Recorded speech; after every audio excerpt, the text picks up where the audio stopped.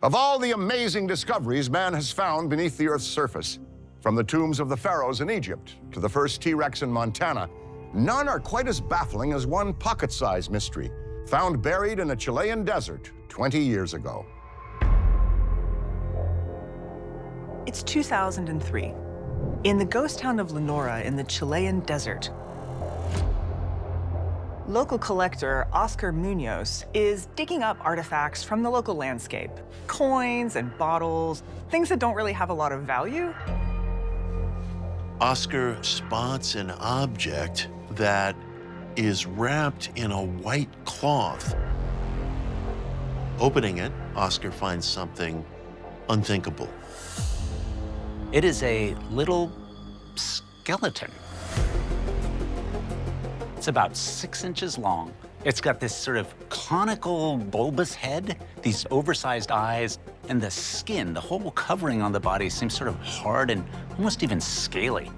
It literally looks like nothing of this earth. Munoz wonders who or what could this be? The next thing you know, there's a national magazine claiming that Mr. Munoz has discovered a dwarf extraterrestrial.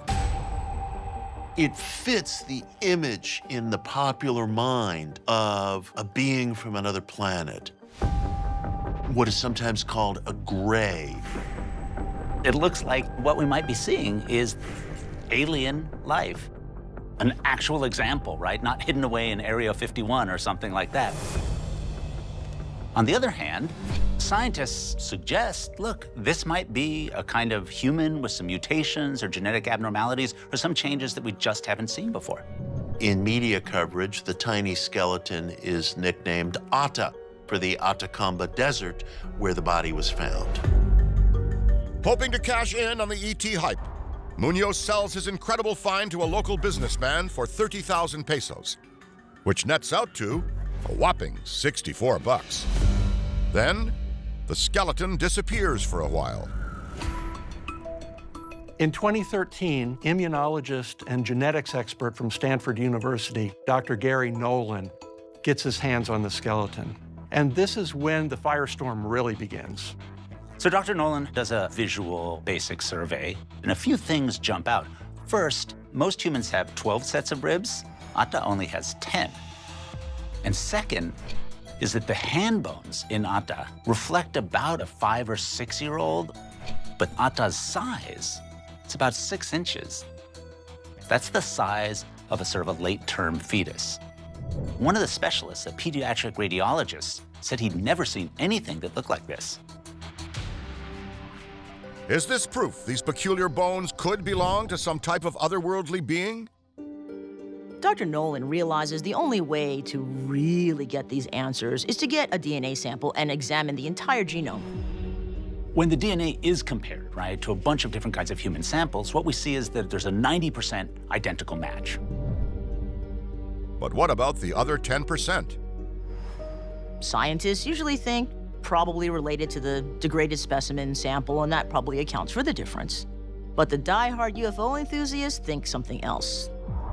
First, could be that aliens came down and actually mated with humans, and so it's 10% alien DNA. Or it could be that maybe aliens came here before and they have 90% human DNA, and that 10% is the alien part of them that still remains. In the end, the Ata case is really interesting because you get something that happens in science all the time. You get a less than perfect answer. It's not just the desert that hides buried mysteries. The dank wetlands of Denmark also hold disturbing secrets from the past. It's 1951, around Silkeborg, Denmark. And two brothers, Viggo and Emil Højgaard, and Viggo's wife, Greta Højgaard, are traipsing through a cold, wet bog, harvesting peat for fuel to heat the home. As the Højgaards reach into the cold muck to harvest their peat, something stops them dead in their tracks. This head bobs to the surface, a human head. They see there's an entire body there. Most of the body is naked. The head is covered in some kind of cap. The most eerie thing of all is this expression on this corpse. It's this calm, almost serene expression. There had been recent news stories of a boy in Copenhagen who'd gone missing, so perhaps they stumbled upon his body, they thought. They immediately called the police. The first thing cops must do when they find a dead body is to establish the time of death. But in this case, that proves tricky. The forensics examiners realize this can't be the kid from Copenhagen because the corpse is too old, by about 2,000 years. That means this man lived some 500 years before Christ. The body is impeccably preserved, down to facial wrinkles and whiskers on his chin. They're even able to establish his age at the time of death to be about 30 to 40 years old. He becomes known as the Tolland Man, perfectly preserved by the bog's unusual chemistry. Bog water, it turns out, is pretty acidic and it's very low in oxygen. And furthermore, it contains tannins, which are exactly what we use to preserve leather. Its environment perfectly preserved the skin of this guy over 2,000 years. We even know what he ate because his last meal was still in his gut, and it consisted of a porridge of barley and about 40 different seeds and some fish. But there's much more to uncover about this mystery man. He has a rope around his neck, suggesting that he was hanged. He also has a broken nose, and the bones of his face look like they've been crushed. His body and his torso are covered in stab wounds and knife wounds, as if he was cut up pretty violently. He's some sort of murder victim. The Tolland Bogman is not the only body that's been recovered from a bog. Thousands of them have actually been discovered since the 1700s, and they all seem to have met a violent end. This seems like more than a coincidence. Researchers don't think these were just ordinary murders, but something more unbelievable. There are many archaeologists who think that these bogs are actually a place of some sort of ritualistic or spiritual importance, because a lot of Europe during the Iron Age and Bronze Age was very heavily forested, and the bogs are one place where you can actually see the heavens.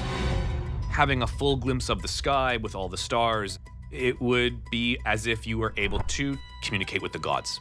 Decaying plants also give off swamp gas, which can result in a eerie, otherworldly glow, which might have been seen as spirits or fairies to these Iron Age people. Making bogs the perfect place to get your god's attention through human sacrifice. The best theory of the Tolland man's death is that he was sacrificed as an offering for fertility or a better crop harvest.